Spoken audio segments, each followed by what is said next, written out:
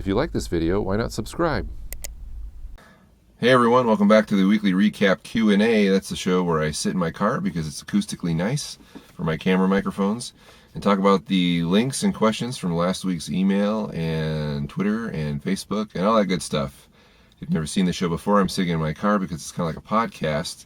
That and because I don't have a lot of time to do this, so I'm doing everything rapid, quick-like because this is how I can do it. Last week, the question was something weird. You probably thought it was just, what is the question? And the reason I had what is the question instead of an actual question was because I completely forgot about a question last week. And so I only realized that until after the show was over and pretty much in the can. And I had uploaded it. And so I kind of threw that up. And of course, it didn't work very well. I noticed there wasn't as much participation in the comments when there wasn't an actual question, so I apologize for that, and I will try and, that's the first time I've ever forgot a question, but sometimes, life gets in the way and you forget the simple stuff. So that was the question last week, which wasn't much of a question, but this week I promised to have a question, and I'll share it with you in just a moment.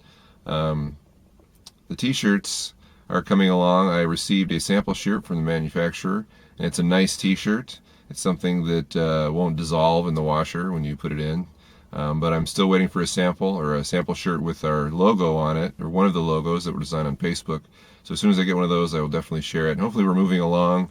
The manufacturer's busy, so trying to work me in. I think it's just taking a little extra time, and so hopefully that will be coming along soon, and I will share those with you for purchase as soon as I know they're available.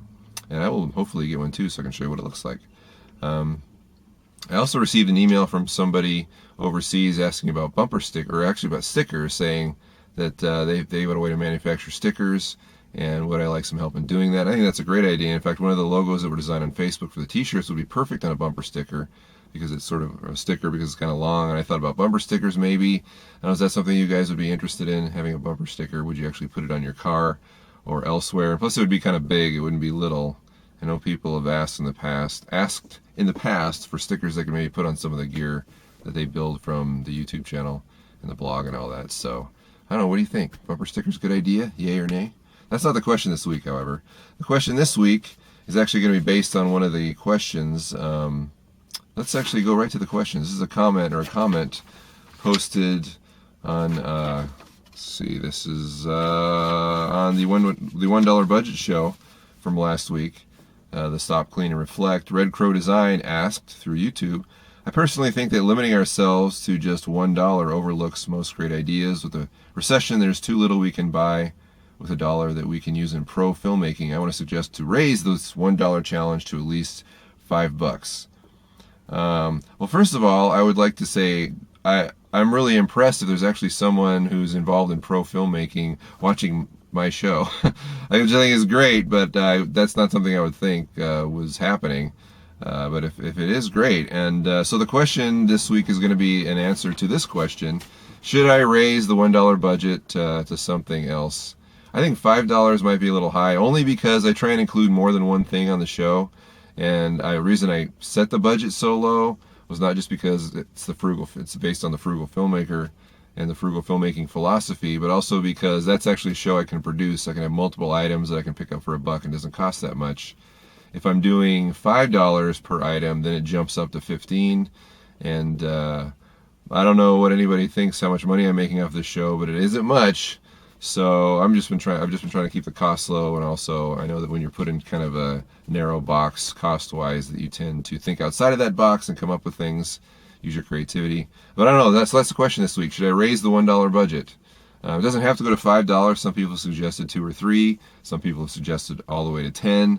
Wow, what do you think? How much should I raise the $1 budget to? Because if I do raise it, I might not be able to feature as many items. So think about that. Let me know. There is a $1 budget show this week, or it could be a higher dollar budget show.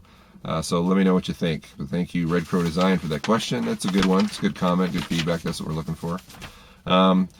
Harrisudin Hawali sent a message through Gmail and asked, says, I see your camera is a Canon Vixia and it has AVC HD video. My camera was AVC HD 2 and it records in MTS format. I can't edit that video with a standard video editor such as Adobe Premiere or iMovie. So my question is, are you having the same output video on your Vixia camcorder?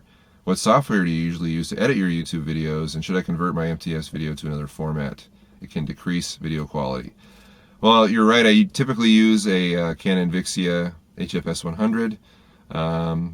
Not for this show. This is a Sanyo Exacti VPC CG10 that records in MP4 format, which is why I can turn it around so fast and upload it. The AVC HD video that I record from my A camera, the Canon HFS 100, I edit with Sony Vegas Pro. I don't need to convert it at all. Sony Vegas handles it quite well. Even the simple version of Sony Vegas, which I'll provide a link to in the comment below, will handle it. It's which is Movie Studio HD. So that's why one reason I like Vegas so much. It can just handle those raw AVC HD video files, the MTS video files. I don't have to convert them, and it doesn't choke on the video. I don't have to transcode it like you do in Final Cut. So that's good, and I like that. And that's the software that I just answered all the questions. So there you go. JCorpus209 sent me a message through Gmail. He says, hey Scott, how do I get started to get my own domain/website? Well, the first thing I'd recommend is that you have a website, whatever it is. I use, for all my stuff, I use free services. I use Blogger for my blog, which is free, owned by Google. I use YouTube to upload my video, owned by Google. I use Twitter, and the Facebook group, not owned by Google. So all of those things essentially make up the network of websites that I use. I usually refer to my blog as kind of the hub of everything, because that's where I typically post everything.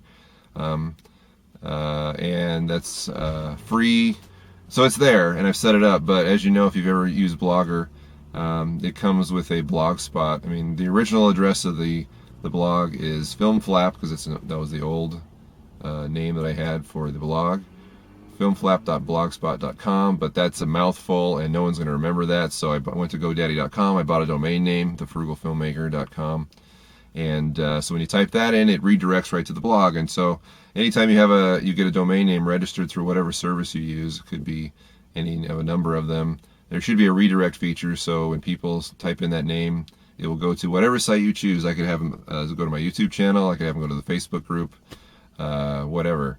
So, but you need to set something up first, and that's what I did. It's all free stuff that I've used, which of course means that I don't have absolute control over it. If they decide to turn it off, they can, but I'm also not paying any kind of hosting fees. So that's why I do it that way. So that's all the questions that I had this week. If you don't know, if you've looked at the show in the past and wondered why it's gone from like 20 minutes to probably less than 10 minutes, it's just because I'm trying to keep the show shorter so more people will watch it, because I know people were scared off by long running times. Although ironically, I haven't noticed the viewership change all that much from when I was doing it the longer form to the shorter form. At any rate, that's the recap show this week. If you're looking for links, just links, they are below in the description. Not that many this week, but there's tons of stuff going on, especially in the Facebook group. So if you want to get active in a community with frugal filmmakers, go there. Just search for it on Facebook, The Frugal Filmmaker. The blog is the frugalfilmmaker.com that I just spoke of. There's also Twitter, at Frugal Filmmaker, if you want to follow me on that. And there's the YouTube channel. My name is The Frugal Filmmaker, or the channel's name is The Frugal Filmmaker. So that's it for this week. Good luck with making your movies. This week, also, I guess I'm going to have the $1 budget episode.